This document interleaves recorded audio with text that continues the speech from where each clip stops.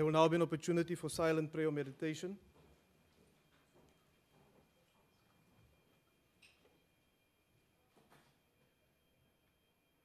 Please be seated.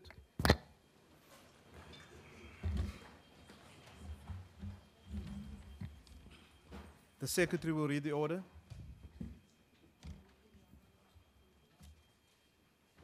Debate on vote number 8, Planning, Monitoring and Evaluation, Appropriation Bill.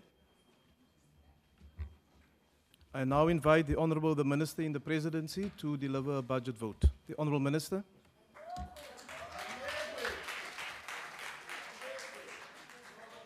Thank you very much, Honorable House Chair,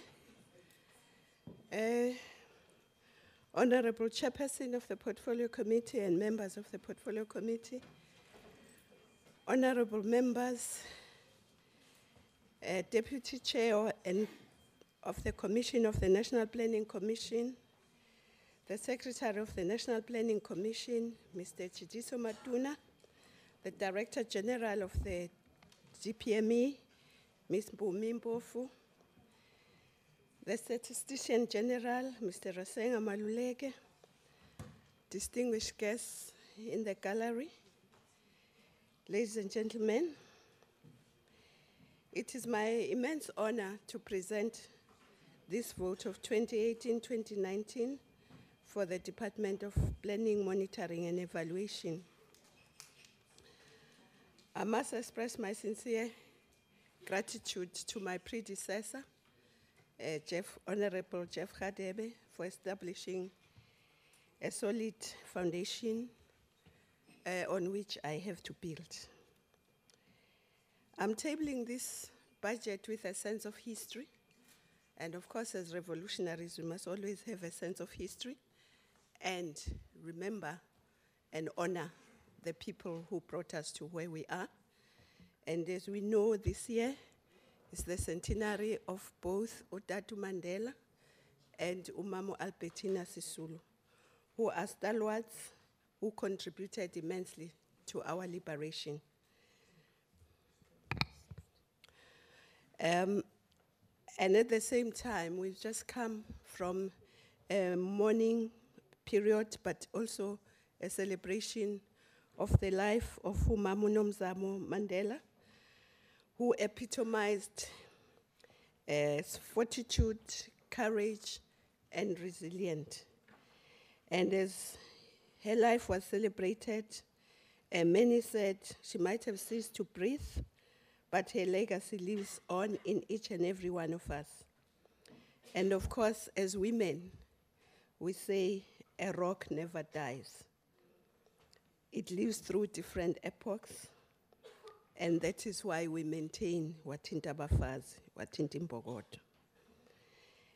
Without forgetting the centenary of the Bantu Women's League, which is the precursor of the Women's League.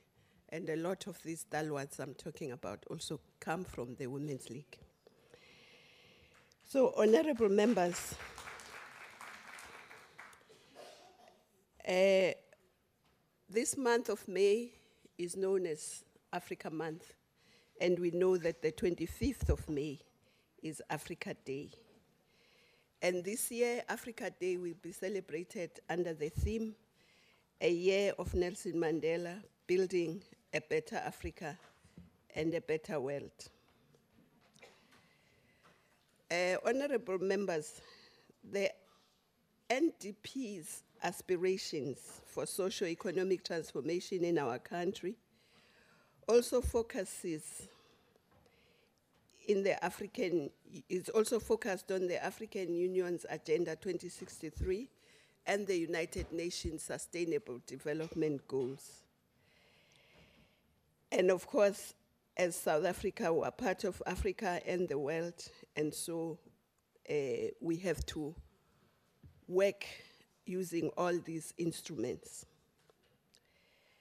And honorable members, when we reflect over the 24 years of our freedom, we will recall that in 2012, the people of South Africa, through Parliament, adopted the National Development Plan, as the overarching plan of the country to guide government and society in addressing the challenges of poverty, unemployment, and inequality.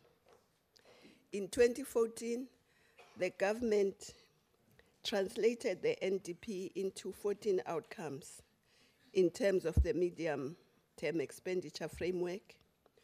We are guided by our conviction that democracy in our country cannot flourish if the people remain in abject poverty, without land, and without any prospects for a better life.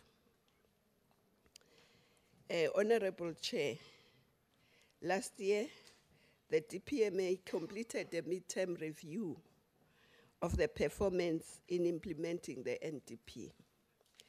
The review has highlighted several areas in which government efforts are making progress, but also pointed out many areas of underperformance that require intervention.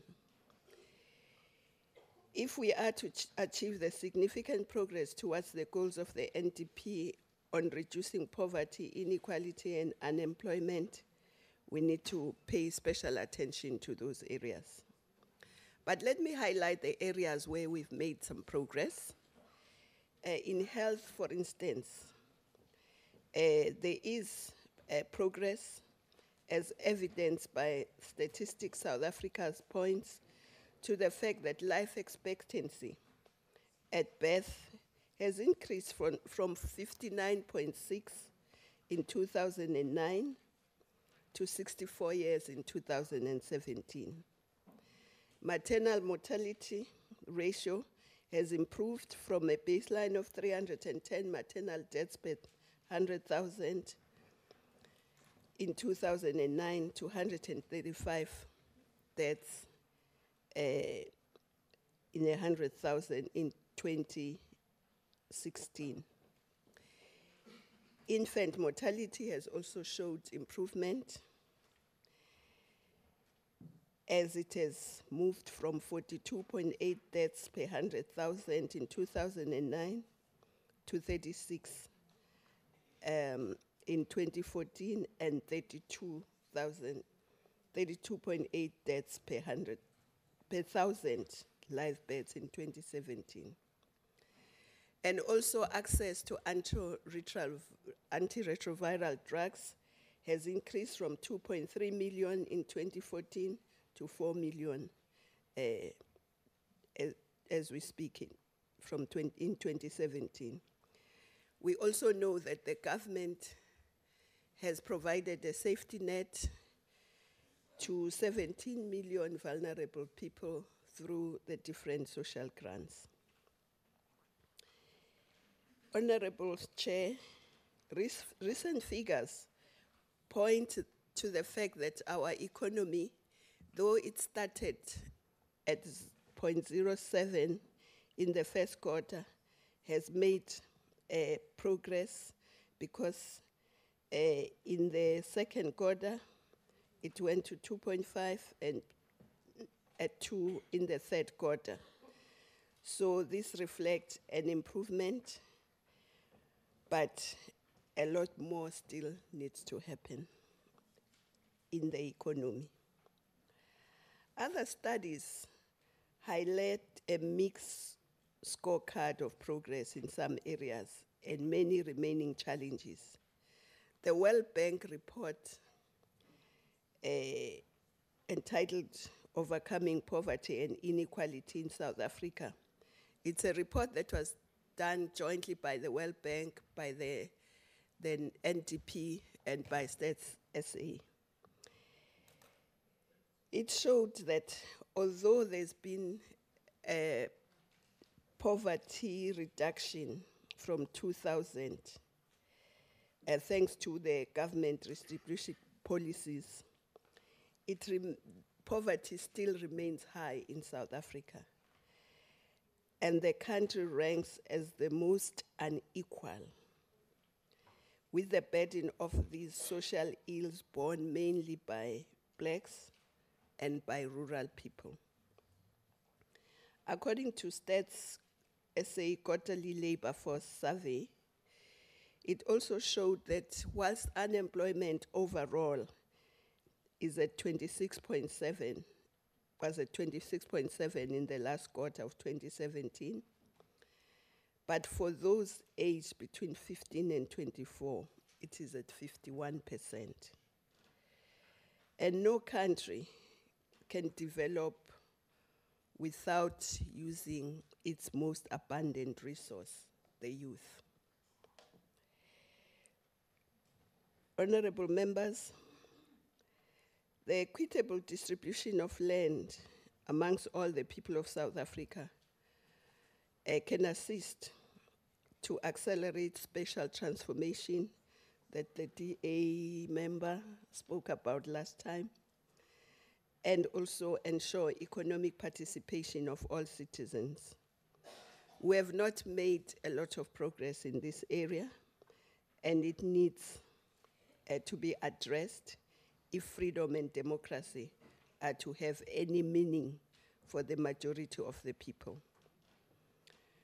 We therefore welcome the decisions taken by the ruling party and also reinforced by Parliament about the expropriation of land. We are also looking forward to the development of the National Special Development Framework, which is to ensure that at the national level, policies with a special impact are consistent and coherent, and that policy instruments across government support the overall special transformation agenda. However, Chairperson, this frank assessment of our performance and our challenges should not detract from the fact that South Africa is a better place to live in, and that the lives of the majority of ordinary South Africans have improved since the dawn of democracy. But all we are stressing is that a lot more still needs to be done to improve their lives more. However, it is imperative that in the remainder of the years of the NDP to 2030, more work needs to be done in ensuring that all people of South Africa equitably share the benefits of our democracy. Honorable members, in our collective obligation to improve the implementation of the NDP and to do so urgently, in this context, the DPME has a critical role to play to ensure that government plans, programs, and services are delivered in the best possible standards of excellence and translated into sound and achievable 5-year plans, NDP implementation plans. Just to explain, NDP is left with 12 years. And unless we can have targets that we measure, and we think we must break it into 5-year plans so that we know how much we are achieving in each 5 years of the NDP. And of course, we also have to strengthen the alignment of the programs of different spheres of government and the rest of the public sector with the NDP. DPME monitoring and performance of local government through the Local Government Management Improvement Model, LGME, and its mandate has been expanded to include state-owned enterprises, public entities, and development finance institutions.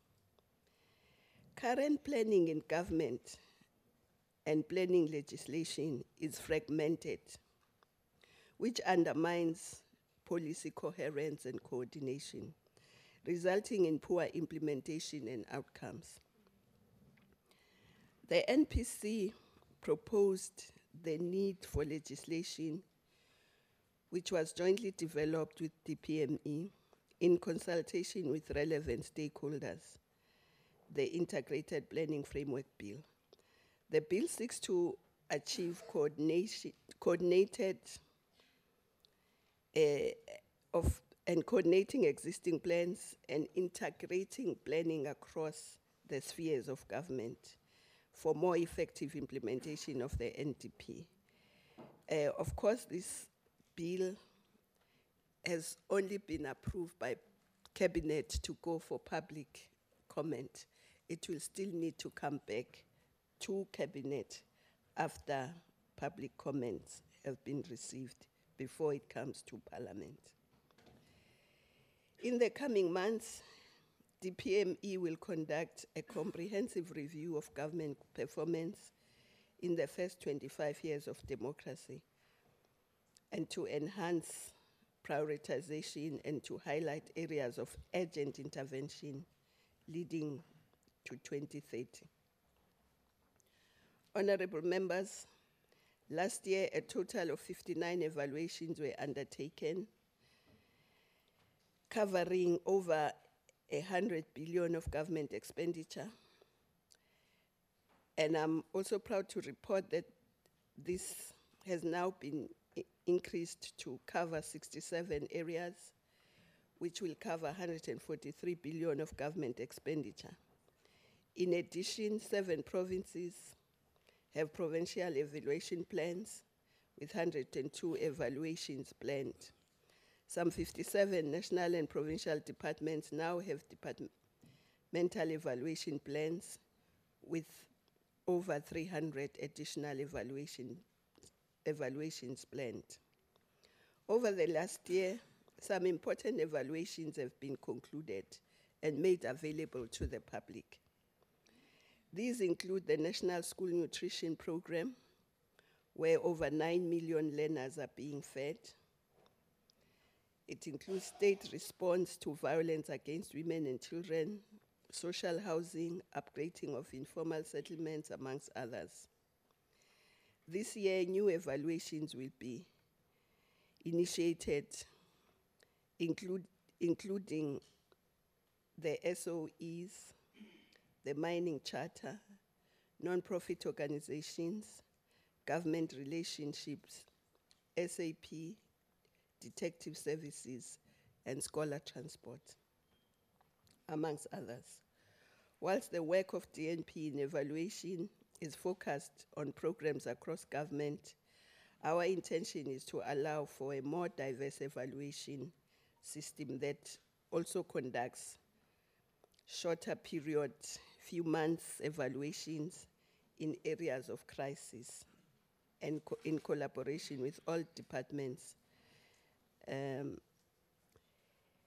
Honorable members, DPME recently led the coordination of various government departments assisting the President in supervising the work of government through the interministerial committees, such as the Comprehensive Social Security SASSA over the special social grants payment.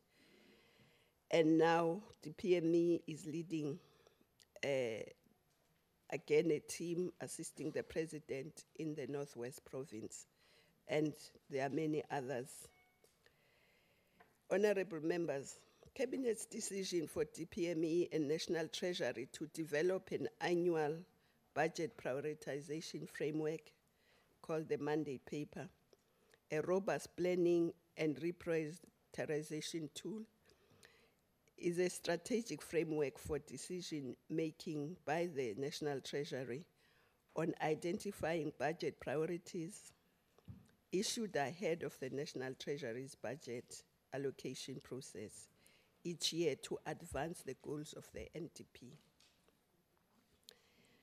Honorable Chair, since 2014, DPME has been pioneering Operation Pakisa as an innovative approach in planning and delivery involving stakeholders within and outside government in a specific sector challenge to jointly identify and implement solutions.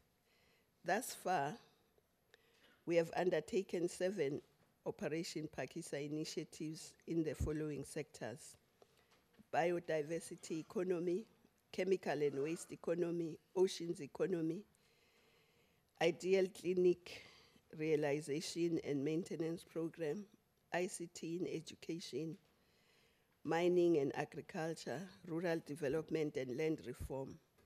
Since its launch in July 2014, Operation Pakisa in the oceans economy has unlocked 26 billion in both public sector and private sector investments, and a total of 6,633 jobs have been created.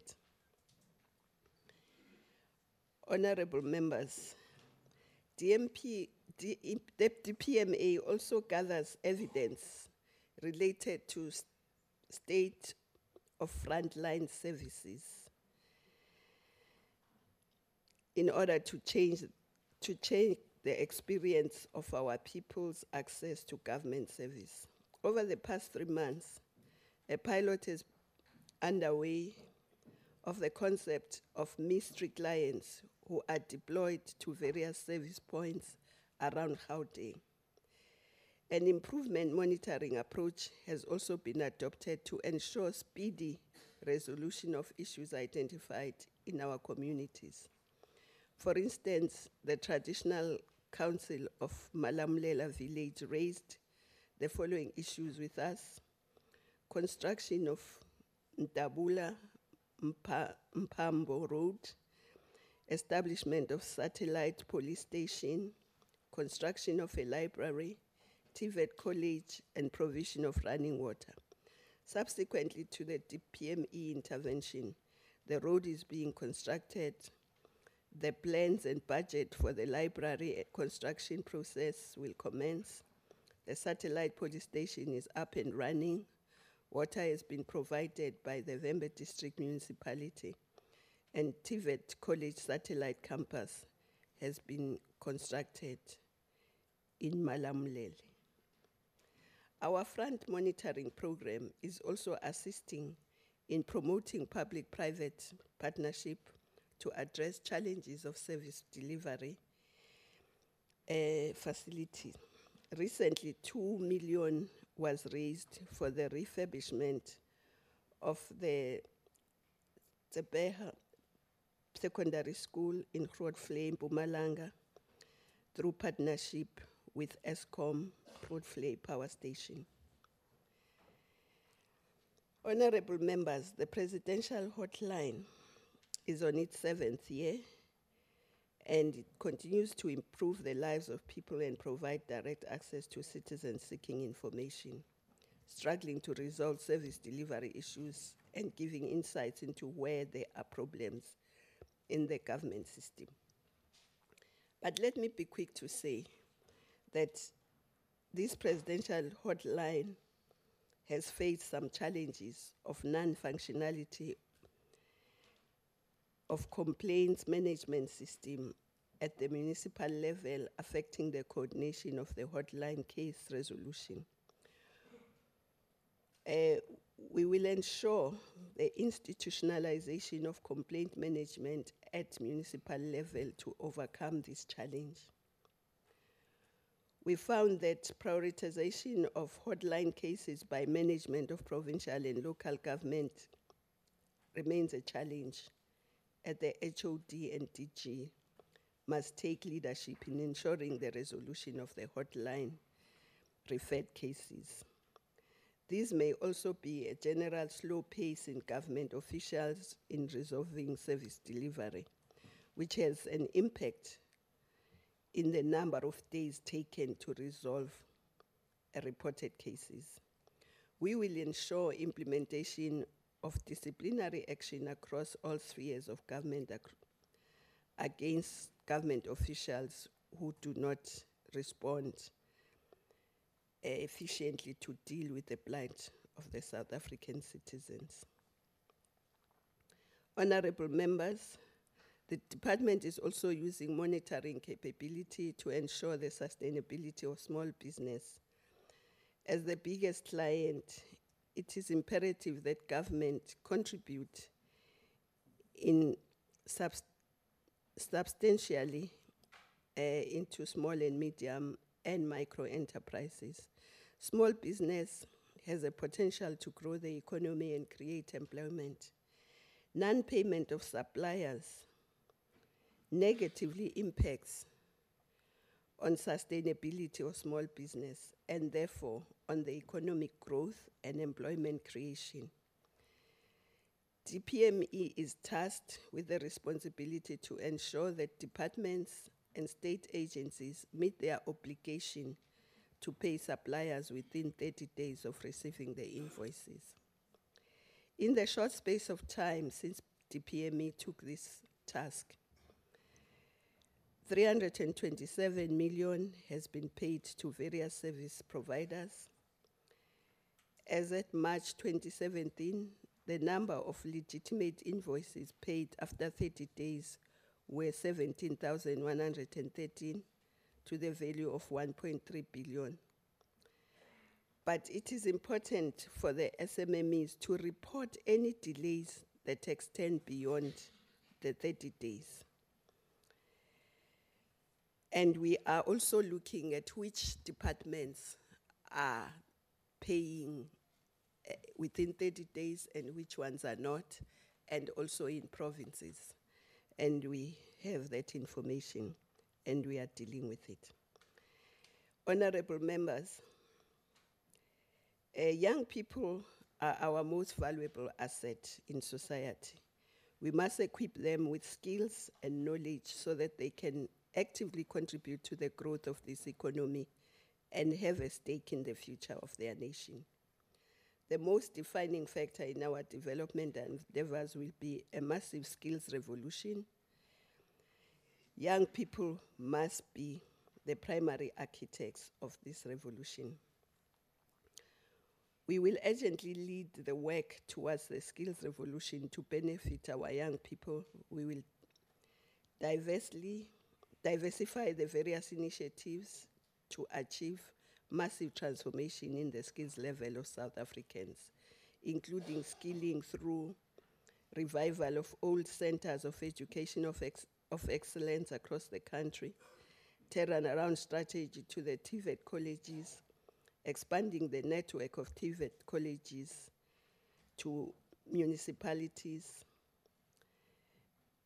and artisans and technical trades, promoting university towns as skills and employment hubs, accessing scholarships on offer in other countries, deploying young people in multilateral global governance institutions to gain international experience, driving skills development through SETAs at a massive scale and through other government institutions. We will continue to work closely with the National Youth Agency, NYDA, to augment youth development in the country. The NYDA is central in government strategy of empowering young people and thus establishing a firm foundation for the future of our country. Over the past 3 years, the NYDA has introduced grant funding programs to stimulate young entrepreneurship. Among the many success stories, the NYDA funded Shadrach Sitole, Spusiso Malambula to nurture their businesses in IT support and network design. The NYDA has also opened 15 new branch offices with aiming at reaching young people across the 54 districts with the Wi-Fi hotspots.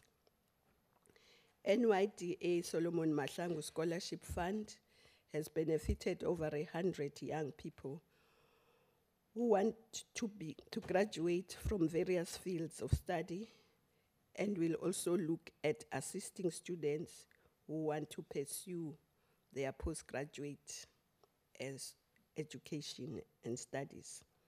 The NYDA also continues to champion the National Youth Service Program to promote social cohesion, nation building, and reconstruct society by developing the abilities of young people through service and learning.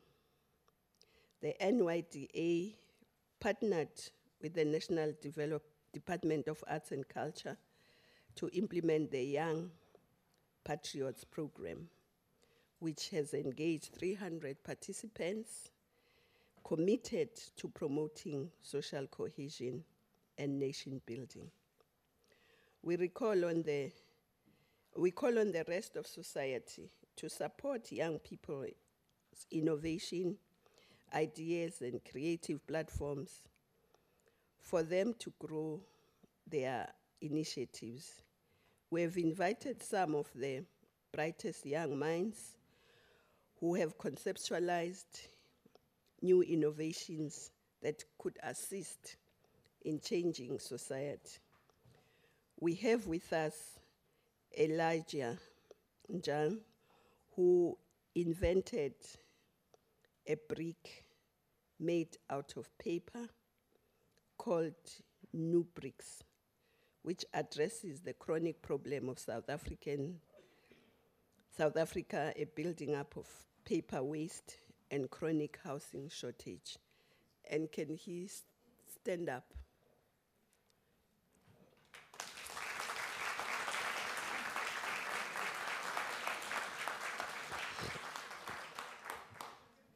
We also have Pumla Tloko, who developed a mobile computer numerical control machine to test prototypes, which can also do 3D printing at less than a third of the cost of an imported unit. Can you please stand up?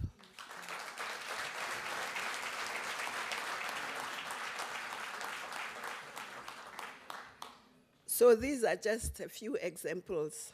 There are many more. But honorable members, let me say that the PME welcomes the allocated budget of 927.4 million for 2018-2019, and the rest of the allocation in the NTF.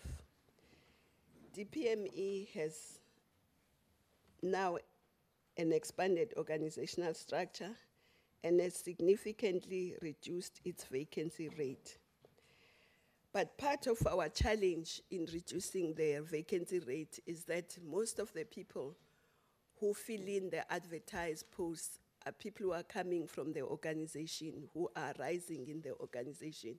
So it takes longer because you fill in a post, but you're promoting a person who's inside. And a vacancy is created that way.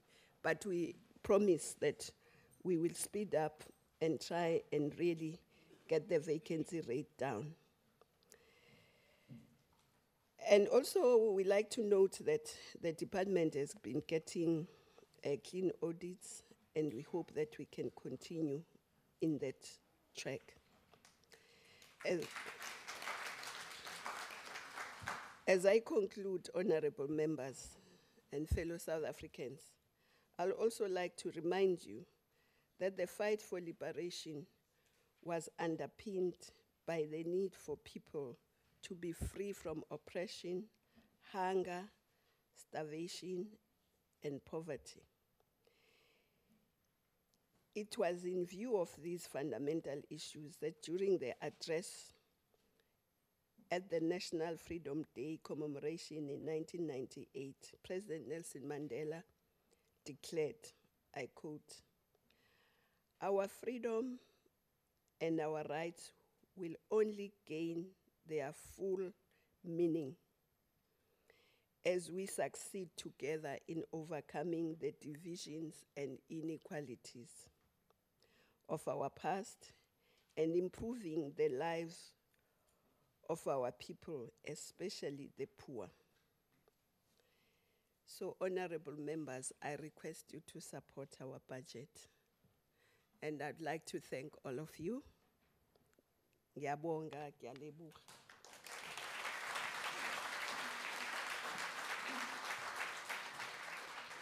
Thank you, Honourable Minister.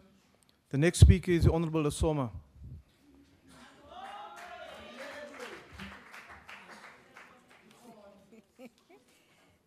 Thank you, Honorable House Chair. Muzi wasezantsi. Malunga ahloniphekile alendlu. Minister ohloniphekile womnyango DPME.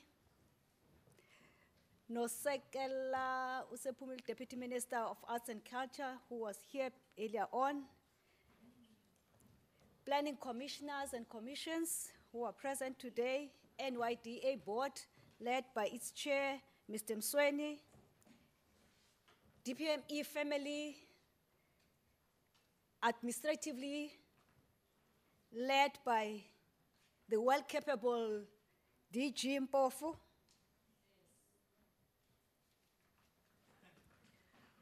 We appreciate the opportunity that has been given to us by the South Africans who voted us in this house, in particular my organization, the ANC. The department facilitate, influence, yebo, and support effective planning, monitoring, and evaluation of government programs are meant at improving service delivery outcomes and impacts in the society. That is why the Portfolio Committee has been in all the last 4 years, almost 4 years now, we have been at work in ensuring that we do a well, alive, active, robust oversight. Honorable Chairperson, I will deal with the housekeeping matters in terms of compliance. The Portfolio Committee on Public Service Administration, well as planning and monitoring and evaluation, having considered the directive of the National Assembly to consider a report on a strategic plans, annual performance plans, and budget allocations of the department and NYDA. The minister, the honorable minister of these said departments, which is governed by the Public Finance Management Act of 32 to 2003. The Public Finance Management Act, Section 27, clearly stipulates that the minister must table the annual budget for the financial year in the National Assembly before the start of the financial year. In terms of Section 10(1)(c) of the Money Bills Amendment Procedures and Related Matters Act, number 9, 2009. DPME and NYDA has been receiving a clean audit for the last 3 years, and we are very proud to stand before you, fellow South Africans, to say that the new board, under the leadership of Mr. Msweni and the CEO, have pledged to say never go back to the days of Umsobomvi. We thank you for that and listening to us. Thank you, DPSA family, led by the DG, Ms. Pofu, for listening to us. That is why, Honorable Minister, we've been continuously managing to ensure that the department does receive a clean audit as expected by fellow South Africans and taxpayers. The Portfolio Committee, fellow South African Honorable Chairperson, requests the House to adopt and approve the budget vote 8 of the Department of DPME. The department allocation overall of 2018-19 financial year is 929.4 million, which half of it gets allocated to NYDA as transfers. The National Youth Agency, the National Youth Development Agency, is established primarily to tackle challenges that the nation's young people are faced with. The agency was established by the Act of Parliament, Act number 54 of 2008. NYDA have never stopped to make us proud within this current administration. Chairperson, allow me to deal with the issues, firstly, of the Portfolio Committee. On behalf of the Portfolio Committee, I will deal with the recommendations at first. If time permits me, I will go quickly and scan through and walk the House through the observations that were made. Honorable Chairperson, House Chairperson, I must say that we have noticed, and I'm happy that the Honorable Minister, you have covered this point, that you have gazetted the integrated planning framework for the public comments. And I'm happy that you have also extended the time, which will afford the South Africans and interested parties to comment on. We are looking forward for the bill to come before Parliament, hopefully before we rise for elections, if time permits. Honorable House Chairperson, the Portfolio Committee have outlined and agreed on the following recommendation: that we urge and appeal to the department to intensify the monitoring activities of the frontline service delivery monitoring tool and citizen-based monitoring as a way of improving efficiency and service delivery in government public facilities, especially home affairs, police stations, hospitals, and others where there is walk-in of our communities. Further, we urge the department to prioritize the filling of vacancies, of vacant posts, notwithstanding the reason which we really appreciate that you also encourage the mobility within the department, which is a very good thing. But you must make sure that the department must make sure that it doesn't exceed the threshold of 10% on in technical levels. We also recommend that the department must continuously intervene at a local government through the local government management improved model and assessment tool to ensure that service delivery takes place at that level of governance. Not only service delivery, but also the clean corporate governance is being respected as well. We also recommend that the department must also ensure to follow ups on the LGMIM outcomes and also ensure that remedial actions suggested are implemented to the T. A template on all outcomes and suggested remedial actions and its implementation must be designed and be reported in order to determine success and challenges of intervention so that the program self-evaluators should happen. Should also collaborate with Stats SA. We highly recommend that a collaboration with Stats SA, more particularly on activities undertaken in national planning program to ensure that their work complements and advancing the planning and policy decision making in the country.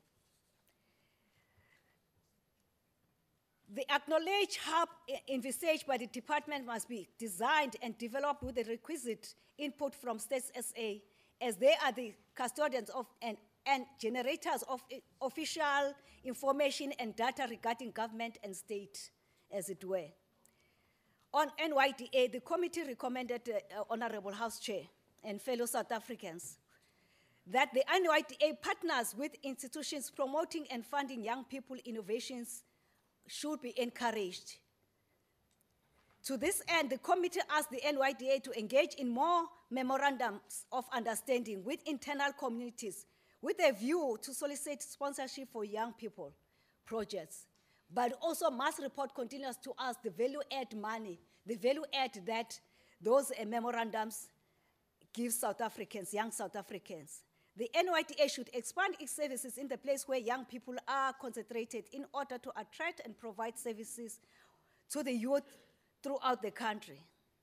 NYDA should also utilize youth statistics releases by Stats SA on where young people are concentrated and ensure resources are channeled appropriately. It is critical that the NYDA should now concentrate on areas and communities where their impact has not been felt or have not received any attention, even partially.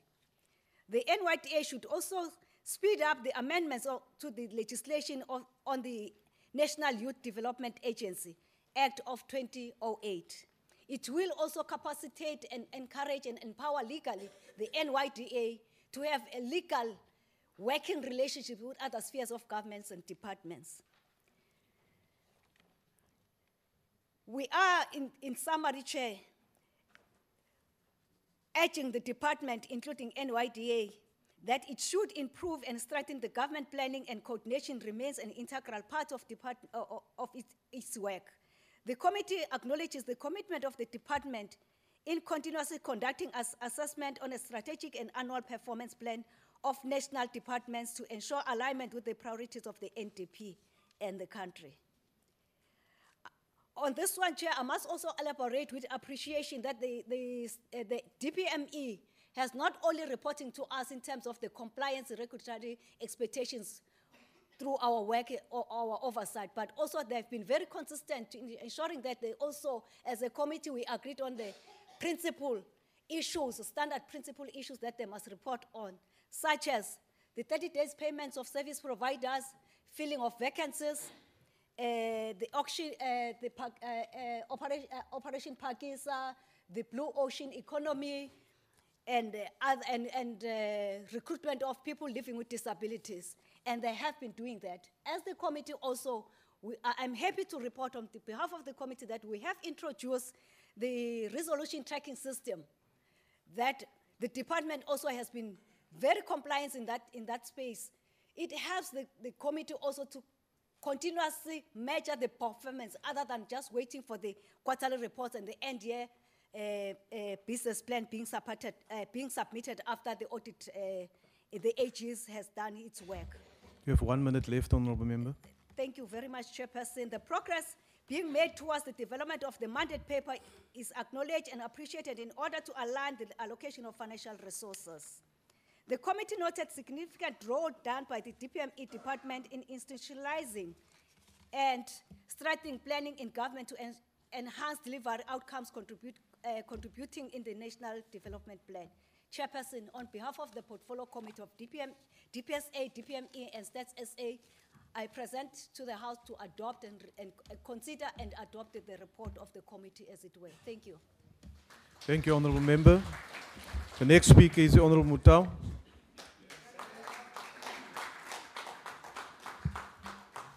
Thank you very much, Honourable Chair, Minister. Honourable Chairperson, the Democratic Alliance has previously warned that the rapid expansion of the DPME smacked of empire building that would only serve to deepen the ANC crony network by opening up undeserved opportunities for cadre deployment.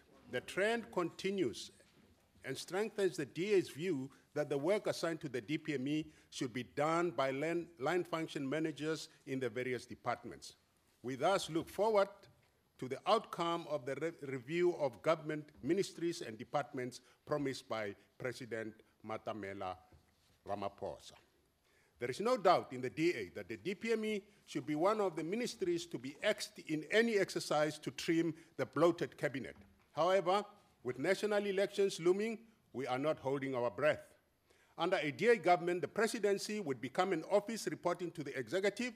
The DPME and the National Planning Commission would be one unit and become an office reporting to the executive. Furthermore, the Department and Ministry of Public Service and Administration would fall away. Each government department would be responsible for its own administrative practices. The Public Service Commission would remain a Chapter 9 institution. The Ministry of Women in the presidency would be eliminated as it has been largely ineffective in its role. Eliminating the DPME and other make-work departments would go some way to rationalize the bloated cabinet and reduce costs. Billions of rand would be saved in this way. The DPME's budget for 2018-19 stands at, as you've heard from the Minister, 927.4 million rand, a mere whisker away from R1 billion. The apparently self-imposed target will be reached in 2020-21 when the budget is projected to be 1.03 billion rand. These amounts include 455.9 million rand and 499.9 million rand transfers to the National Youth Development. Please note that the budget allocated to the DPME in 2014-15 financial year was a mere 208.2 million rand. In fact, As executive authority, the minister currently oversees a budget of more than 3.1 billion rand, made up of the 927 that we've talked about million for the DPME and 2.2 billion rand for Stats SA. Quite an empire in a short space of time. The number of funded posts is set to increase from 350 in 2018-19 to 468 in 2020-21. The budget for compensation of employees is expected to increase from 312.8 million rand in 2018-19 to 356.5 million rand in 2020-21 at an average annual rate of 17.7%. And this, honorable members, happens at a time when a vital institution like Stats SA is losing experienced personnel with critical skills, and the Department of Basic Education cannot provide millions of learners with proper toilets due to deep budget cuts. The DA thus rightly concerned that the budget growth is not matched by the department's performance. Give you an example. The results of MPET 2016, that is the Management Performance Assessment tool of the department, the latest available stats show that the performance of the department is not what it should be, especially given that the DPME is supposed to be the monitor and the evaluator of all other government departments. For instance, in the key performance area of strategic management, the DPME scored 3 for strategic plan, 3 for annual performance plan, 2 for monitoring, and 3 for evaluation, an average of 2.6 out of a possible 4. Nearly 20 departments scored higher than the DPME. Surely, this department must do better than that and lead by example while it is being funded. Important strategic goals of the DPME, among others, are to ensure that, and I quote, broader society is mobilized and engaged in the development and advancement of the National Development Plan and medium-term strategic framework, and to enhance the implementation of the National Development Plan 2030. The budget allocated to national planning coordination is 77.3 million rand in 2018-19, a steep increase from the 44.7 million rand in 2017-18. The DA would like to see the good men and women who make up the National Planning Commission get more involved in the mobilization and engagement of broader society and the implementation of the NDP 2030 if we are to achieve any of the set targets of the plan. The NDP enjoins us to hit an unemployment rate of 14% by 2020, for example, a mere 2 years away. The rate currently is just under 27%. What hope does the country have of achieving an unemployment rate of 6% as enjoined by the NDP by 2030? I believe we all know the answer to that question: 0. To do that, we need to change the government. And we believe that, the DA economic and labor market policies will cure these unemployment failures. As we speak, 10 million unemployed South Africans are desperate for work, and they're not going to get it under this ANC administration. Time is of the essence. Woza election 2019, woza. Thank you, Honourable Member. The next speaker is the Honourable Chwaku. Order, Honourable Members.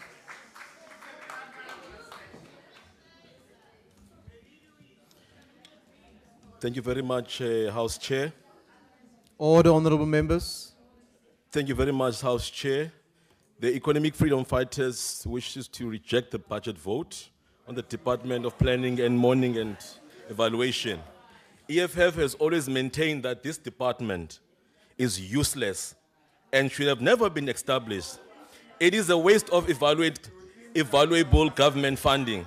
It acts as an employment agency for ANC cadres, and it's a product of neoliberal NDP.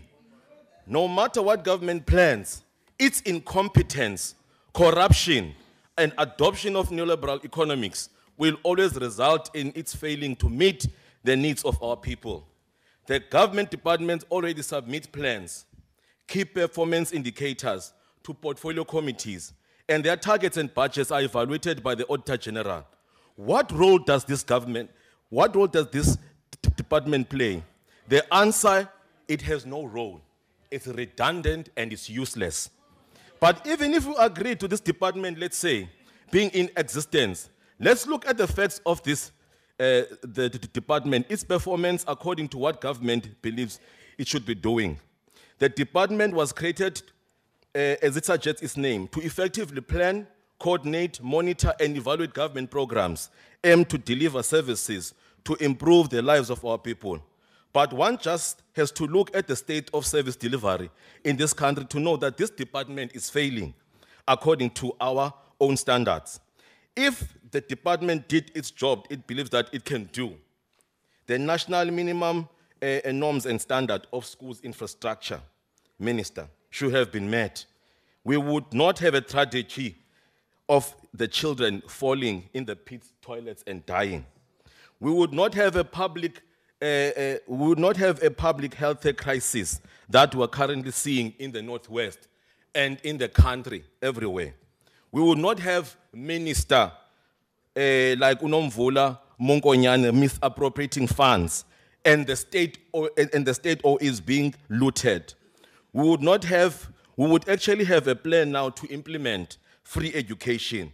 The failure of this department and the Planning Commission not to only represent government incompetence, but the broader failures of the NDP and the neoliberal project that has done nothing to change the material conditions of our people and ownership patterns in this country. The type of planning this country needs is a progressive state-led socialist planning, which will put the land, resources, and strategic industries in the hand of the state so that productive forces can be developed not for profit, but so that we can provide economic opportunities for jobs, service delivery needed by our people. Now, we are in this mess because there is no planning. That's why we're saying that this department is useless. The reality is that this department is pointless and is a product of neoliberal politics. Because of that, Minister, we reject this budget vote. We say close this department and channel this money where it is needed. And I know that before I sit down, is that the inventors that are there, because there's no planning, there's always a grandstanding on the ruling party. These innovators are going to disappear on the system. So don't grandstand. You even failing also to failing to implement your own plans. Then on the department itself. So the EFF wants to put it very clear that we reject this budget vote. This department must close down, take that money, take it into implementation of free education, of which you don't even want to implement at this point in time. Thank you very much, Chair. Thank you, Honourable Member. Order, Honourable Members. The next speaker is Honourable Schlengwa. Order, Honourable Members. Order. Thank you very much, Honourable House Chairperson. Mhlonishwa Ngqongqoshe, sikumukele ku-department sinethemba elikhulu lokuthi umsebenzi uzoqhubeka. Sifisela wena nethimba osebenza nalo inhlanhla enkulu. Honourable House Chairperson, at the outset, the fundamental question that we need to ask ourselves is whether the continued existence of this department is necessary or not. When it was established to ensure that in the main the NDP came to life. So what are we planning when we already have a plan? And obviously the results of the monitoring and evaluation have come to naught because the situation, instead of improving, has not. How is it that SASSA was able to collapse in the face and in the presence of this department, which is supposed to be monitoring and evaluating? SASSA is one of the biggest social relief programs in the world. And surely, if government was serious, would have kept a keener eye on what was happening there. But that did not happen. The Constitutional Court even made serious findings about the tender which was issued to CPS. In the face of that, this department was absent. Only at the end, when the crisis had befallen us, you saw an intervention. We cannot then see that intervention as an achievement, but an admission of failure on the part of this department. Why is it that there are no stricter measures put in place to punish those that do not adhere to the 30-day payment rule? So, Minister, you said you have a list. I challenge you that when you make your response at the end of this debate, name and shame those departments. Name and shame those provinces. People must walk the plank. Aswazi ukulos gona abantu bekanga ngeimpilo zabantu, mabhizinisi amancane ayafa usuku nosuku, abantu bahleze ema-ofisini nabo bajika ehlalweni bashiswa ama-aircon, but small businesses are collapsing because people are not doing their jobs. We're looking at phela winter manje, so vele aircon izoshisa. The VAT increase supposedly to fund free higher education.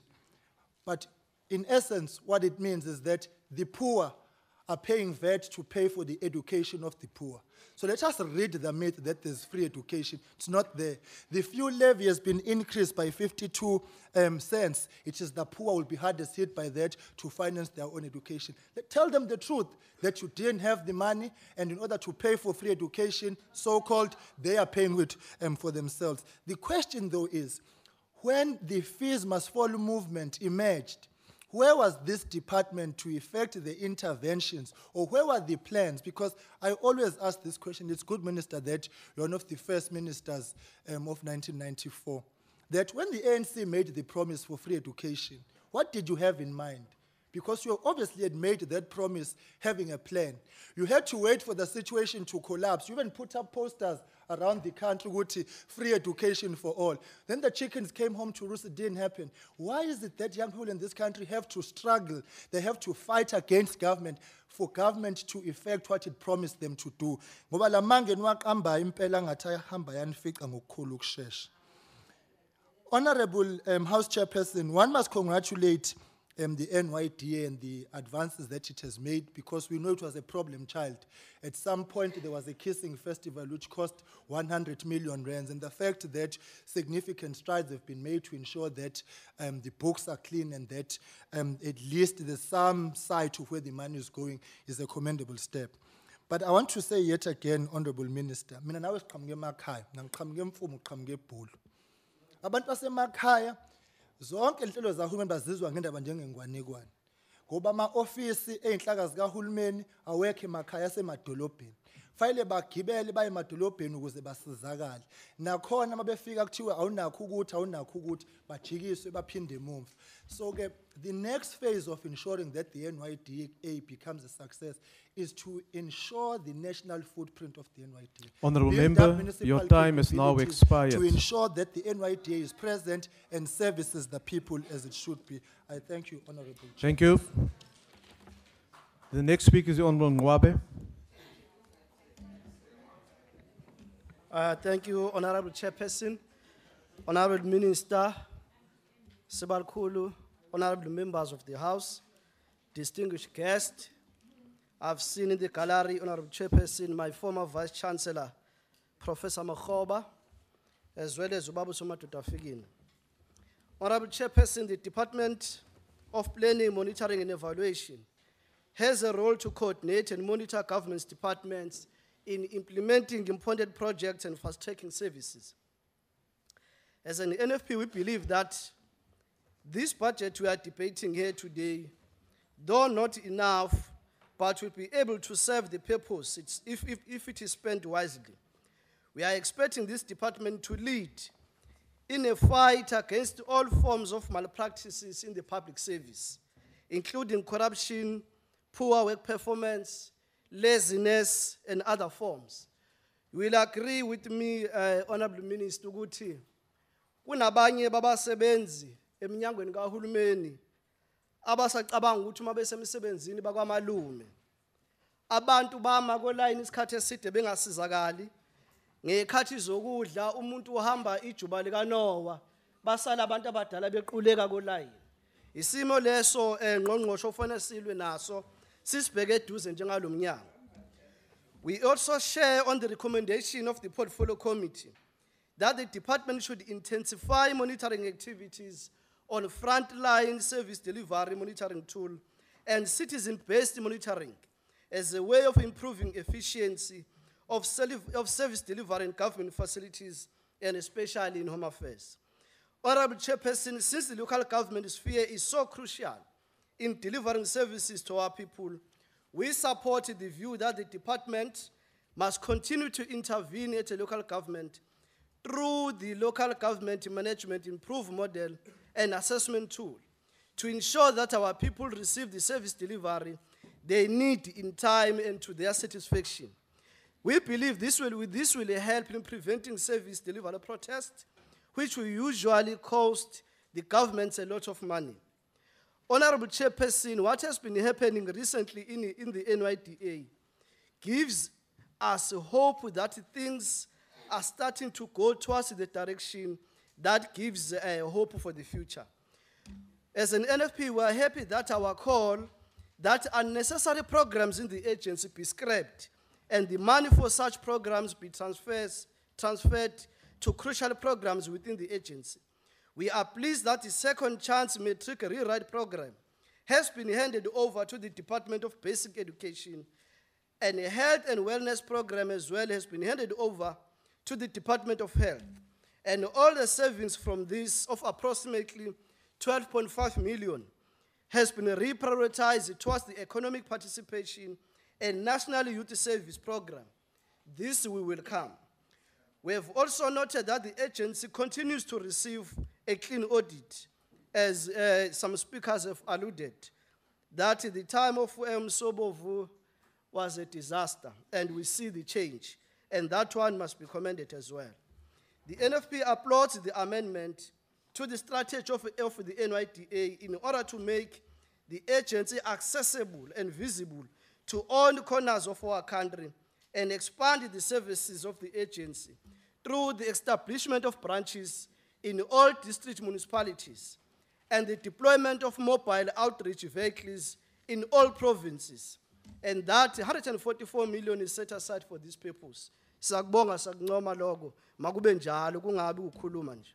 Finally, the NFP wants to give a warning to the leadership of the agency that all these proposed programs and initiatives should not remain on paper just for the purposes of getting the budget approved, but we want to see a practical and speedy implementation which will be in line with the budget we are allocating to them today. The NFP supports this budget. Thank you. Thank you, Honourable Member. The next speaker is the Honourable Kosa.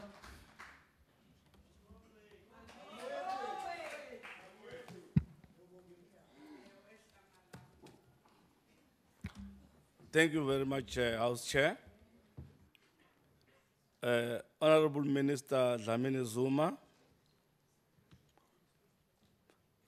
honorable members available, DG and your colleagues, and our distinguished guests, I greet you in the name of quality service delivery, Abshen. I'll want House Chair to start by indicating that the ANC support this budget vote. I obviously support this budget vote, Honorable Chairperson, because a lot has been done under the ANC-led government since 1994, and more is still going to be done under the ANC-led government. House Chair, the Department of Planning, Monitoring and Evaluation plays a direct and guiding role in government's long-term planning, strategic planning, and annual performance planning. This role requires providing evidence-based input on cross-cutting issues that have long-term implications to development. The department contributes to the objective of responsiveness of public servants and accountability to citizens through making announced and unannounced visits to service delivery facilities. Furthermore, this department, House Chair, evaluates service delivery, including response to calls lodged with the presidential hotline. The department plays a crucial role in monitoring the performance of individual, national, and provincial departments, as well as municipalities.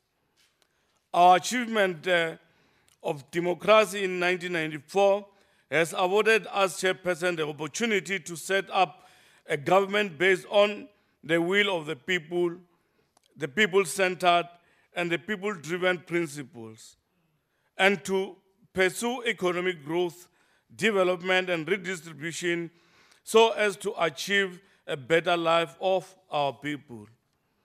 Chairperson, as ANC, we have identified the challenges of poverty, inequality, and unemployment as the enemies of our freedom, and committed to improve on the 5 national priorities of education, health, the fight against crime, rural development, and land reform, as identified in our election manifesto.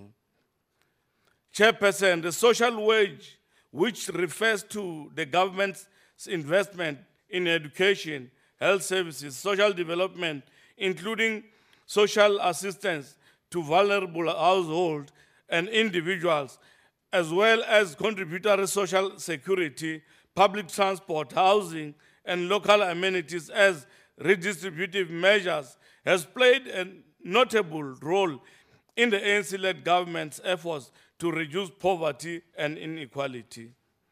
These efforts, Chairperson, can be traced back to the RDP and the guiding document of the ANC, which identified the reduction of poverty as a central goal.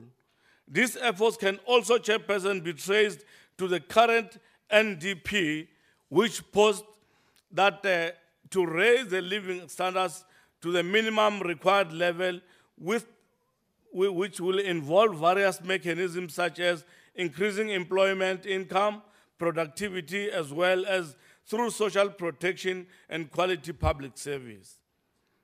In the past years, Chairperson, the ANC-led government has also restructured the administration and introduced various administrative procedures and measures to strengthen the delivery capacity of the state. In particular, the delivery arm has been strengthened, Chairperson, to ensure that the poor's reality changes for the better. The Department of Planning, Monitoring, and Evaluation was established to give effect to institutionalize long-term planning within the state in order to speed up effective implementation of ANC-led government programs and ultimately speed up service delivery. The department's mandate is to track government's progress with service delivery, measure results, objectives, and ensure that public accountability performance using the medium-term strategic framework for the 2014-2019 as a benchmark. Work continued in earnest to implement programs that will improve the quality of life and move us closer to attaining the goal of a truly united, non-racial, non-sexist, democratic, and prosperous South Africa. Progress has been made to date by the ANC-led government in the extension of basic service to the people. Many more South Africans now have access to housing, access to water and electricity.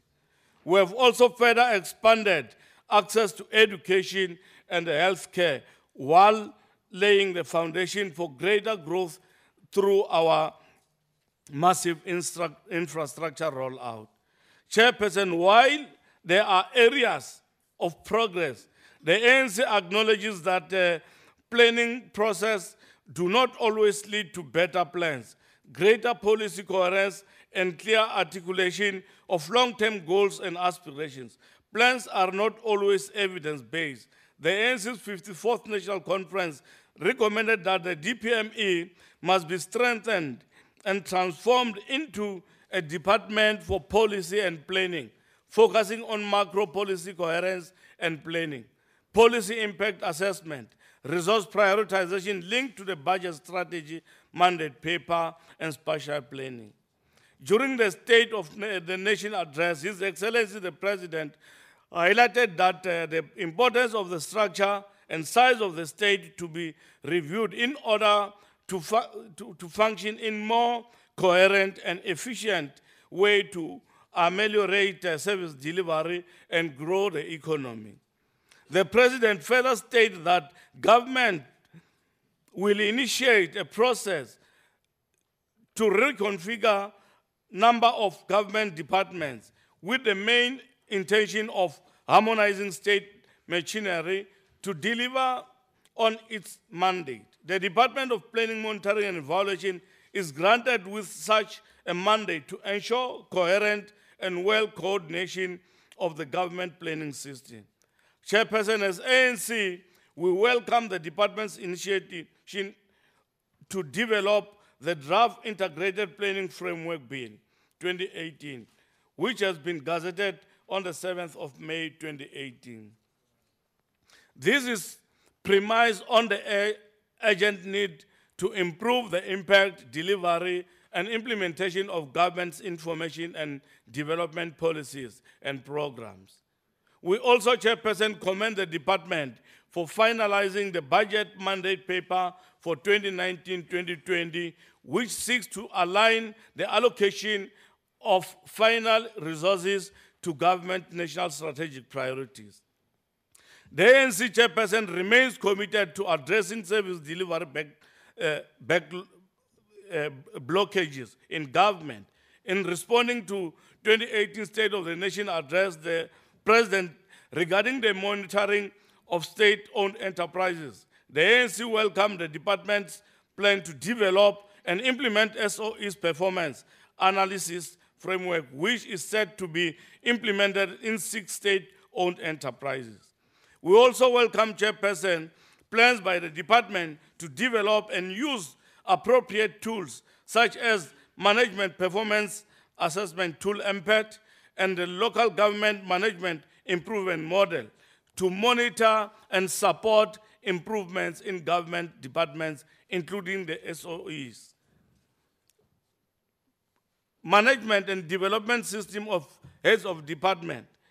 The weak partnerships with other institutions such as civil society, other government departments, community development workers, and community work programs has been a challenge in frontline service delivery monitoring to assess efficiency and quality of service delivery at the frontline facilities throughout the country.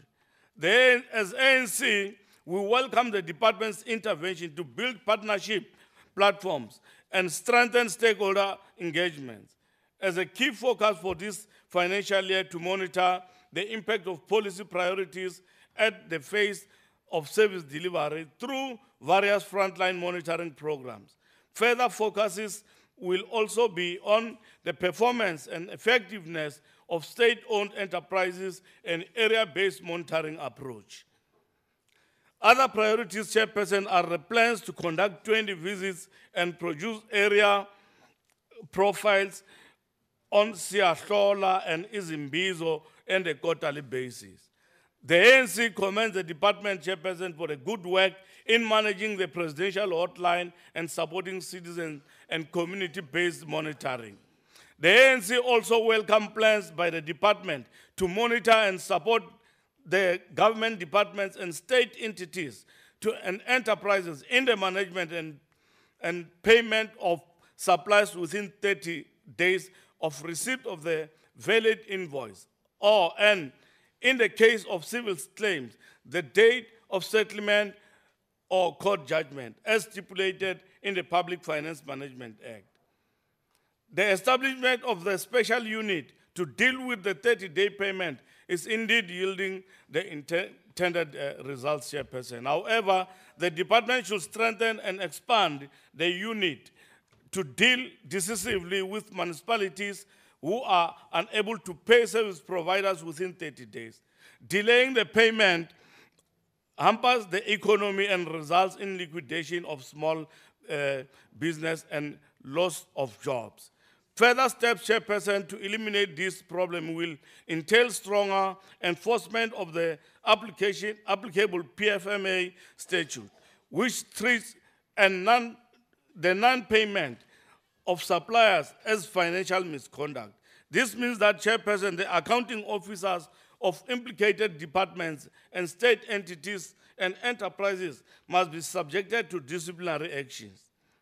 We are building a capable and democratic development state striving towards comprehensive interventions to radically alter socio-economic reality.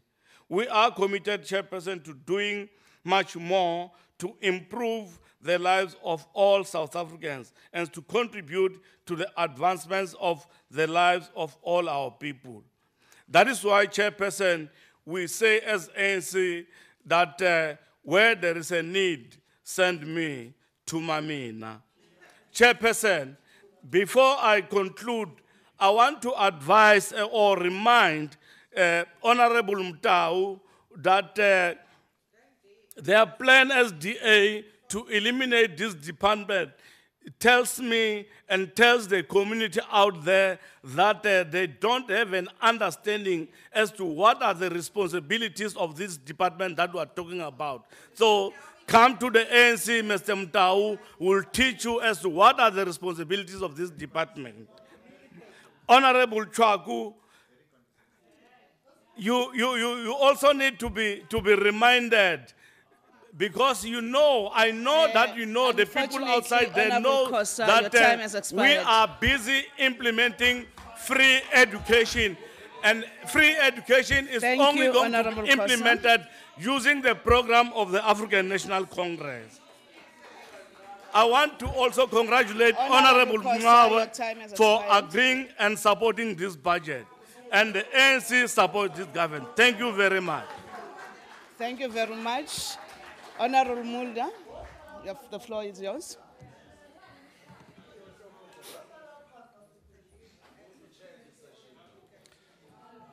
Thank you, Honourable Chairperson.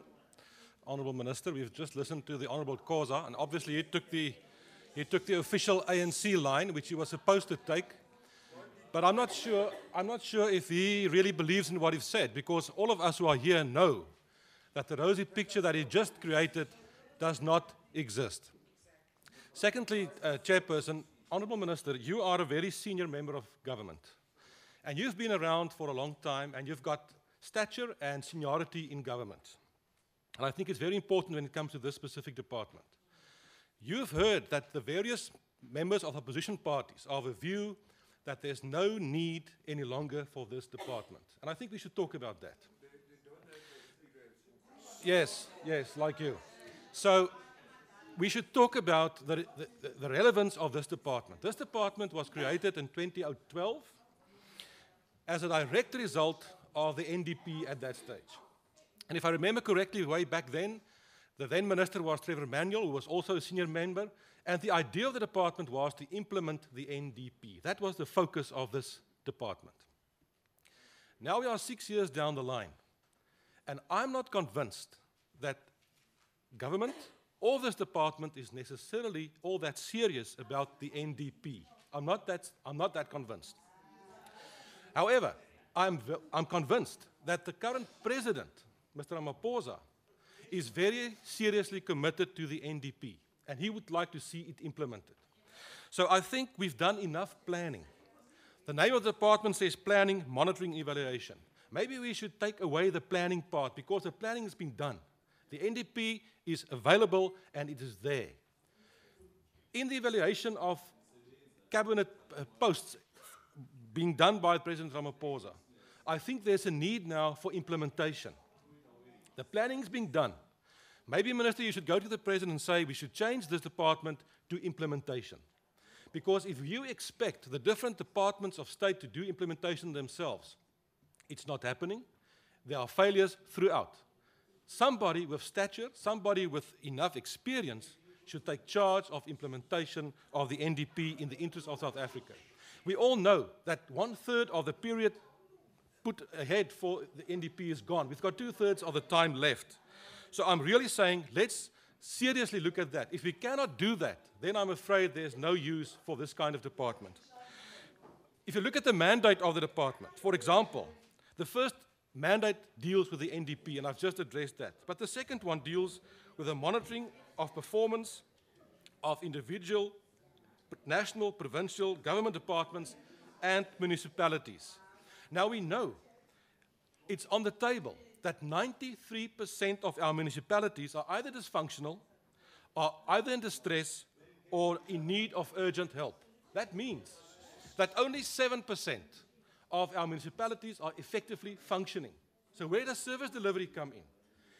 What is the use of trying to evaluate or to monitor when there's no possibility of serious service delivery because of that kind of reality? Honourable Minister, I need you to seriously think in terms of implementation. We need to go that route. Every day we have service delivery protests in South Africa. Every day. So something is seriously wrong. Listen, would you like to go and have a debate outside? No. I'm just asking you, please. Honourable Please, we Mulder. are trying to discuss things here which are serious. Honourable If you have Mulder, problems, Honourable don't discuss it Ntshaku. outside. Can Honourable you stop Minister, that, please? Honourable Don't Minister. respond to them, Honourable Mulder. Can you continue with your speech? The time has come. Can I take the point? Thank you. I'm on a Okay, point of Honourable order here. Ntshaku, can you keep quiet? Can I take the point of order, please? Thank you, Chair. Chair, Can I take the point of Honourable Ntshaku, I rise please? in terms of Rule 65. Honourable Chairperson- Ntshaku, can you behave, please? Yes, Honourable Member? Thank you, Chair. I rise in terms of Rule 65. I do apologize to Dr. Mulder for interrupting him, but we can't even hear the content of his speech because of the noise that's happening on that side of the House, including unparliamentary terms such as Mlungu, Chairperson. I would ask you please to control the members of this House. Thank you. Okay. Honourable members, can we maintain the decorum of the House? You can converse, honourable members, you are allowed to do that, but please, let us not drown the speaker. Can we just behave? He's just left with very few minutes. He will be down. Let us give him a chance to do so. You may continue, Honourable Mulder. Thank you, Honourable Chairperson. I would conclude. Emotional, you won't understand. I'm not emotional. I'm feeling serious about implementing the necessary programs in the interest of all our people. The Minister indicated to us the two young, bright men there, sitting there performing and doing us all proud. Just imagine where we could have been if we implemented the policies of government in the right way, if we implemented the NDP in time, and we've not been looting state resources for the last 25 years. Honourable Minister, let me conclude. You have the seniority, you have been around, the rest of the cabinet will listen to you. Go to the President and ask him to change this into implementation, and then change the structure and get the commissioners of the NDP on board in this process and do it in the interest of South Africa. Thank you very much. Thank you very much, Honourable Mulder. I now call upon Honourable Kasim.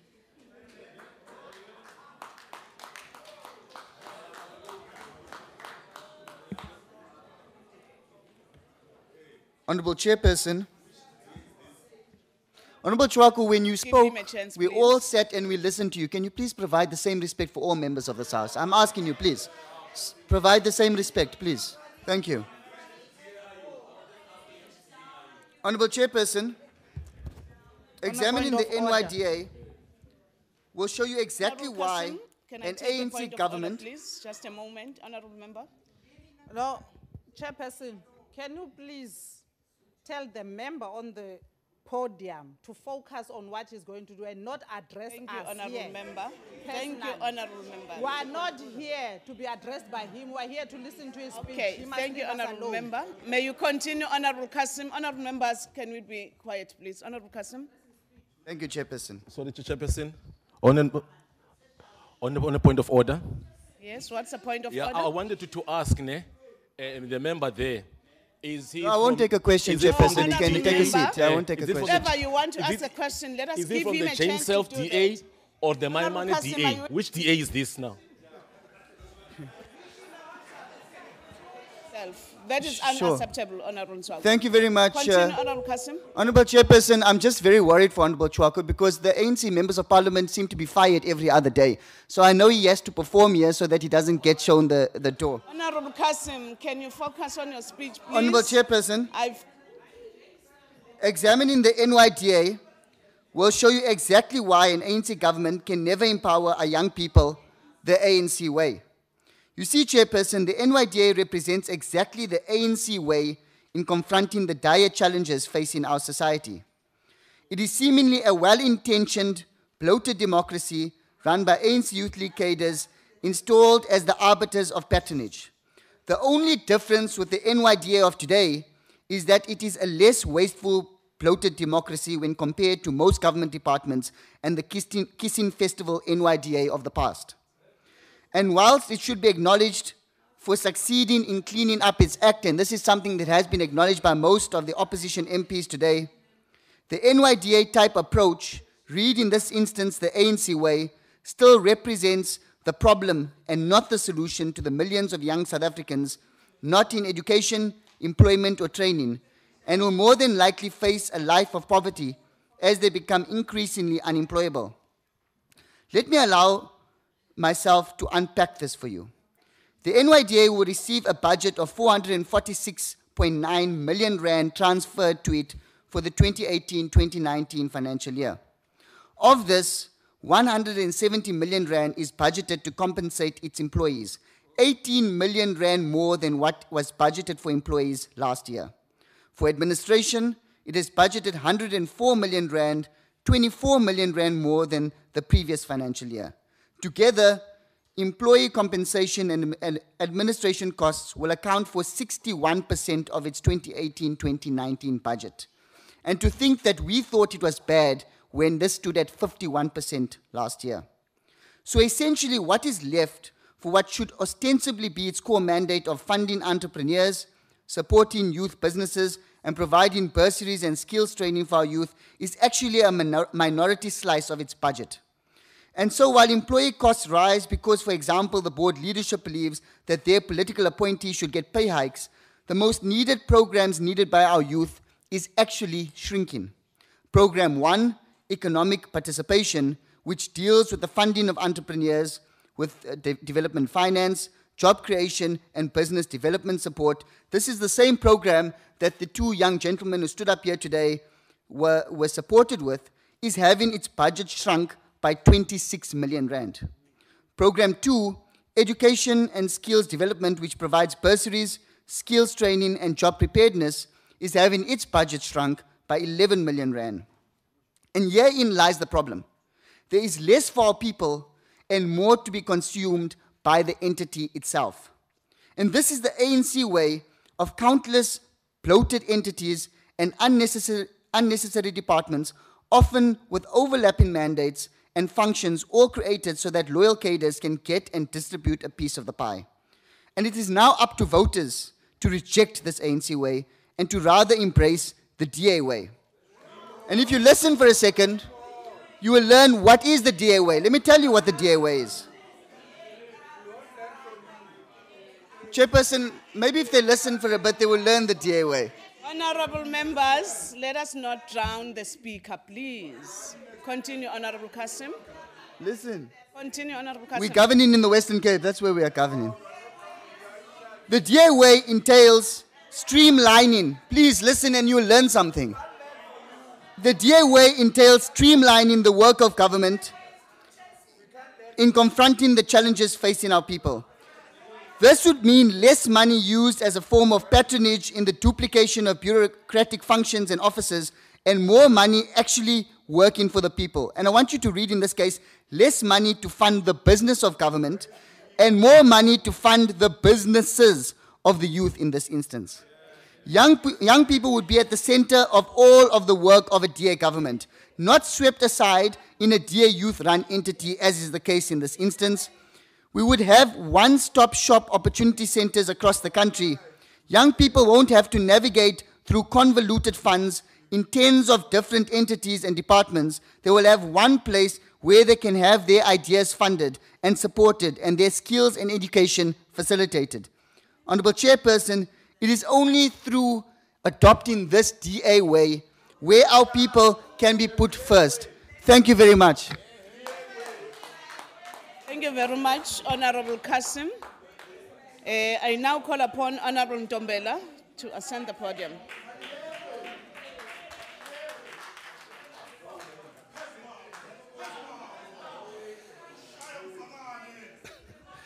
Thank you, Chairperson.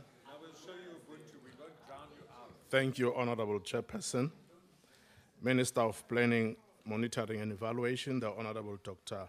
Nkosazana Dlamini Zuma, honorable members, Chairperson and Deputy Chairperson of the NYDA Board, distinguished guests, ladies and gentlemen.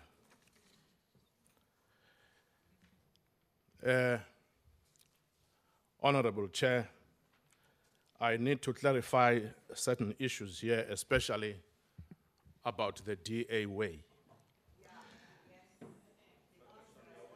I would call upon the youth out there to follow the ANC way, because the ANC way is the vision that has made this organization what it is.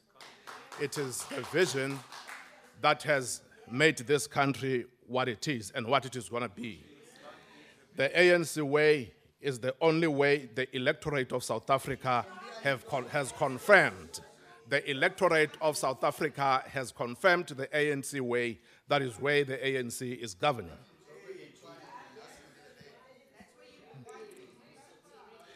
The ANC way is the only way because the DA way is disastrous. You only have to look at the milestones. You only have to go look at the milestones that I'm going to put forward to you.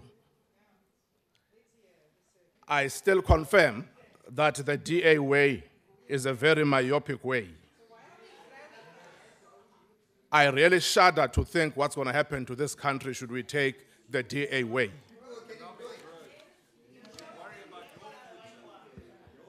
Honorable Chair, the successful implementation of the country's vision lies in the hands of the youth. They are filled with tremendous and towering ambitions. It will be a great wastage of human resource if youth are not given an opportunity to exercise their talent and demonstrate their capabilities. This beautiful country of ours needs young people in order for our land to become rich and fresh with ideas. One of our primary goals is for the young people to get the best education in order to become better citizens of tomorrow. It therefore becomes critically important to develop an understanding of the role of the National Youth Development Agency and the role that they play in tackling the young people's problems. The NYDA has proved to be a credible and capable development institution responsible for mainstreaming youth development issues across all sectors of society. The agency has maintained its third successive clean audit, I need to mention, and it thrives on a high performance culture. In the 2016-2017 financial year, it reached 100% of its key performance areas, which is quite commendable. Hence, Honorable Chair, I will present a myriad of successes by the NYDA, which of course are the milestones that they have reached as an organization or an agency. I will do that. Honorable members, the NYDA has over the past 3 years introduced one of the most innovative programs seen in government. That is the grant funding program. It is unmatched. I doubt whether the DA or the EFF, for that matter, will match this kind of a concept. And that program is meant to stimulate youth entrepreneurship. Chairperson, please allow me to share the good stories of Sibusiso Malambule, as the minister has already indicated, and Shadrach Sithole, as testimony to the effort put forth by the NYDA. After 4 years in the corporate world, Shadrach from Johannesburg could no longer ignore the burning desire to build a technology-focused ICT company. He was given the NYDA grant funding to the value of 44,000 to purchase equipment as well as a business plan voucher to assist his business called Silverback World Infrastructure, which works in the fiber optic space. The business offers a variety of services such as IT support, network design, cybersecurity, and currently it boasts the employees of 27, which is a good gesture. Honorable members, young South Africans can lead us into the fourth industrial revolution, provided we give them the opportunity and support. As long as we are empathetic and try to share their vision, it will happen. The other one is Sibusise Malambule, born in the rural KwaZulu-Natal. I need to reiterate, rural KwaZulu-Natal, dispelling the myth that the NYDA is not visible in the rural areas. The NYDA assisted Malambule with a grant of 50,000 for his IT business, Malax IT Solutions. The business now employs young people on full-time basis. It is really heartening to realize what the ANC-led government does to change the lives of our people. Now, due to the success rate of the NYDA grant program, the Board of Directors has resolved that in the 2018-2019 financial year, the grant will move from being kept at 100,000 to 200,000, which is a good progress. The agriculture and technology-related projects will have a threshold of about 250,000. Honorable members, the NYDA has been able to achieve this because it has rationalized its work and because it keeps reducing its operational costs even in a very tough fiscal environment. The Solomon Kalushi Mahlangu Scholarship Fund, a very beautiful concept, has celebrated 4 years in existence. This scholarship has benefited over 100 young people graduating from various fields of study. The scholarship will henceforth also look at assisting students who want to pursue their postgraduate education and studying at international institutions of higher learning across the world. May I add that as part of preserving our liberation history and the role played by young people, the NYDA board has renamed their head office after Tsietsi Mashinini, one of our struggle icons, and that is also commendable. The official renaming was led by the then Minister in the Presidency, Mr. Jeff Hadebe. This is in line with the NYDA vision to honor the youth struggle heroes and to use their stories to inspire a new generation of young South African heroes. We are proud that the NYDA has, over the last 3 years, assisted 2,500 young people with startups, creating more than 10,000 jobs in the economy through its innovative and unique grant funding program, thus stimulating a culture of entrepreneurship amongst young people of South Africa. Whilst the agency continues to do good, there is the general outcry from young people about its visibility and accessibility. More especially from the rural youth, so they say. Those that are most marginalized from the society. We cannot run away from the fact that we are from a past that is very regrettable, and we are still living some of its results. And we have never denied the existence of this challenge, Honorable Hlenga. We are, however, encouraged by what I'm going to say. The NYDA Goes Rural is a program that has just been born, and it will see to the opening of 15 new branches with the aim of ensuring that it reaches all young people across all 54 districts. Honorable Hlengwa. Their plan includes the use of what has already been achieved. That is turning all their branches into Wi-Fi hotspots. This will assist in bridging the gap between the youth and the access to their offices. The easy use to use NYDA app has played a vital role for the end user. So the NYDA is now just a fingertip away. Honorable Chair, ingakho njengombuso oholwa nguKhongolose sinombono ojulile wokuthi ulusha alunikezwe onke amathuba ukuze libe nekhono kwezababhizinisi kakhulukazi futhi likwazi nokuba negalelo elibabazekayo kwezomnotho ezweni leli likaMthaniya.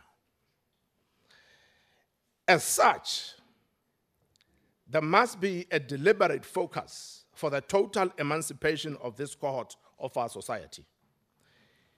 It is in that spirit we welcome the initiative of His Excellency, the President of the country, President Cyril Ramaphosa, aimed at creating more than 1 million jobs over the next 3 years.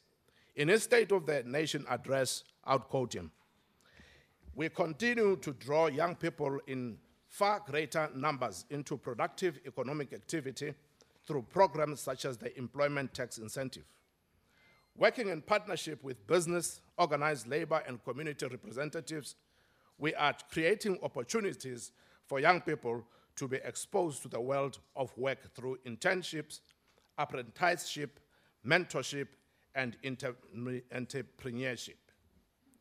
The majority of young people, including other political parties, always accuse the NYDA of favoring certain individuals who are affiliated to a particular political party. That's another myth. Honorable Chair, there is transparency and openness in awarding young people with the agency programs. Agency systems are transparent. We are witnesses to that. Chairperson, as the committee will continuously conduct oversight over the agency and help it to improve on its systems to be more transparent for the benefit of the young people of our country. Honorable Member, your time has now expired. Thank you very much, Chairperson. I would have loved to read the milestones. Thank you, Honorable Member. I now invite the Minister in the Presidency to respond to the debate.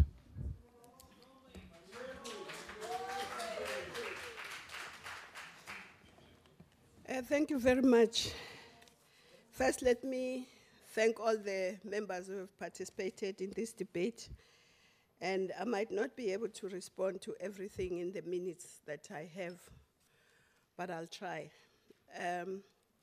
To the chairperson, we have taken note of all the things you've said, particularly in intensifying the frontline monitoring in some of the areas where people walk in, police, home affairs, and so on. And you and other members have also stressed the monitoring of municipalities. We have taken note of that, and we will do that. And the information hub, we're working with Stats SA, so there's no problem about them making an input. And we also are going to speed up the issue of filling of the vacancies. So we accept that. And we also thank the members who have acknowledged the work that the NYDA has done and the improvements they've made. And I just want to say that, of course, if you are opening 15 more offices in the different parts of the country, it means your personnel will increase. It's obvious. So that's why NYDA is trying to reach all the young people across the country. And I also want to reflect on the 30-day payment. We take this very seriously. We report to Cabinet regularly about where this is, and we talk to premiers and ministers. But as you might have noticed, the Treasury has also said that they will be taking disciplinary action against those accounting officers who do not pay in time. So that's, I think they were named in one of the questions, answering questions in Parliament. This is really taken seriously. And I also want to talk about the MPET and DME. The results that the honorable member quoted are old results.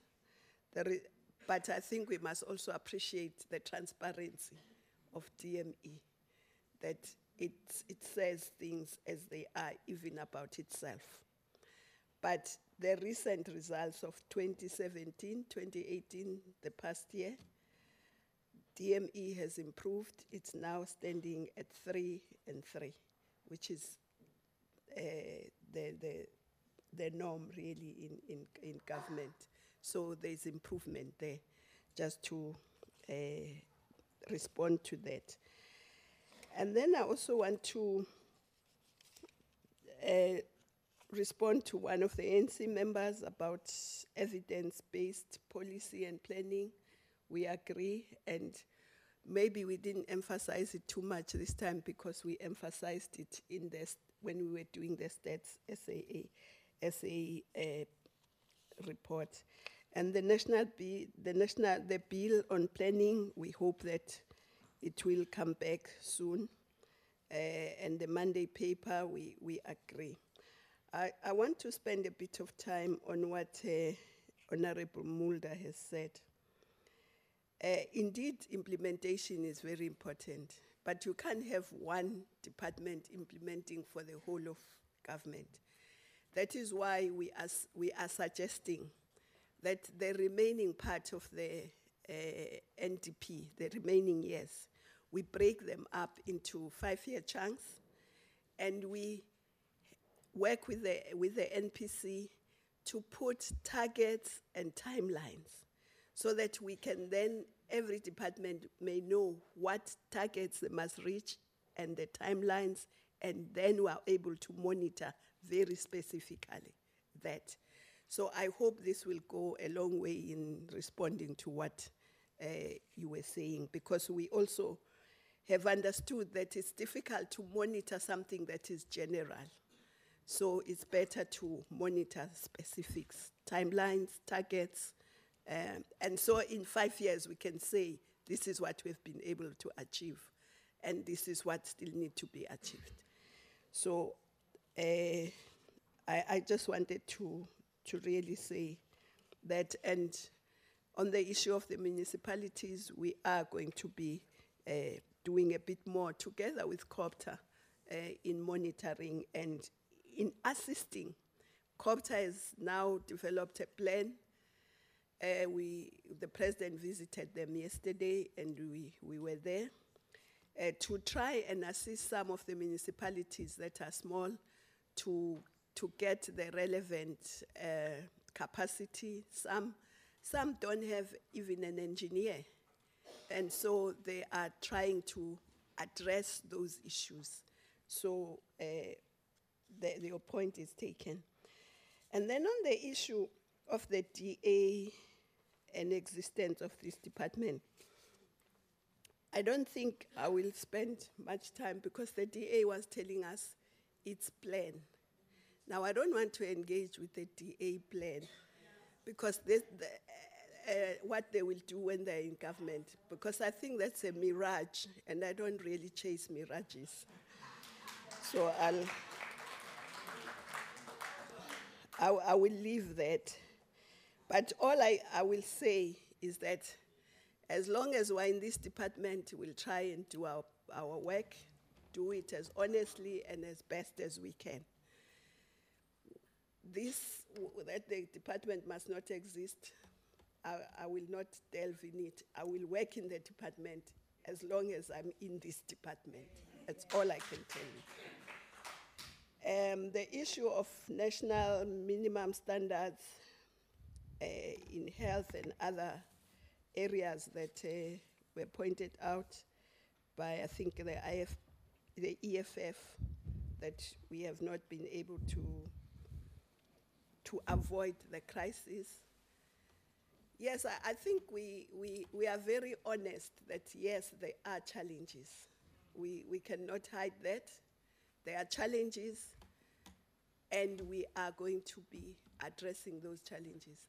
But as long as a human being exists, there will be challenges, and we must keep addressing them. That's the important thing. So I hope that the EFF will support the budget, but I thank NFP and IFP. Ngiyabonga ku IFP for ukubona ukuthi kukhona okwenzekayo kule department ne-NYDA singcono. Engakusho ke kodwa ukuthi yebo sizofaka njengoba sengike ngasho ukuthi ulayini ube strong ukuthi laba bangakwenzi lokho kufanele bakwenze, ikakhulu ukukhokhela labo abamabhizinisi abancane ngesikhathi kuzoba khona Honorable Minister, your time has now expired. Oh, ngiyabonga. I was still going to be answering NFP. I answer. Thank you very much.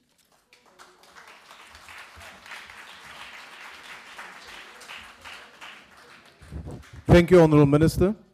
That concludes the debate and the business of this mini plenary session, and the mini plenary will now rise.